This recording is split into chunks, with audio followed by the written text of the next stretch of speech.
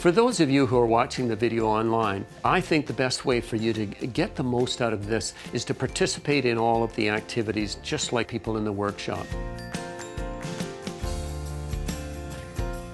But what we're thinking about is if you have to teach it tomorrow, as if you're actually starting tomorrow. This is what I would do.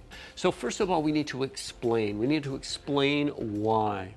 Okay, we're going to come in quietly because at 9 o'clock we do buddy reading, and that means kids are going to be reading to each other, and if you're noisy, then they'll be distracted, they won't do their reading. Another cool activity, I think, palindrome. 39, it's not a palindrome, so we flip it, we make it 93, right? Add it together, it makes 132, still not a palindrome. So we flip it again, 231. And add them together, now it's 363, it's a palindrome.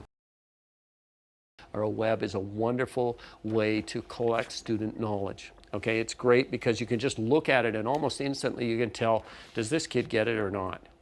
If you got two kids that are working together, I get them to give me a little oral report about part of it. Okay, tell me about this part. Okay, so they give me a little 2-minute oral report, and then I ask them questions about the rest to make sure that they understand it, so they're not just the person who did all the coloring. In this activity, we're going to take the big recipe card that we gave out on the first day, and basically we're going to turn it into a name tag. What they're going to do is do bubble letters. So we'd say to Alice, you know, people said they like yours, it's nice and bright, but according to the criteria, we wanted the background to be in pencil crayon. So what the criteria do is they tell you what I'm teaching. And what we're doing when we use that language here in art is we're teaching the language we should use with our peers in math or any other thing. Okay, so just to summarize then, these are the things that if I was you, I would be looking at. The first thing is to be a student of teaching.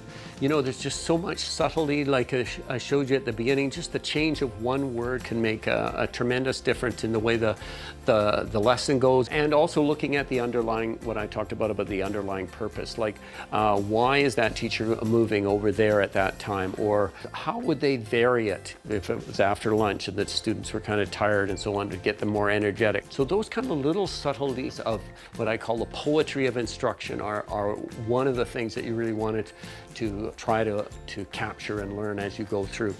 Thanks for watching. I really hope that the ideas and resources here have been useful for you and will be helpful to your students.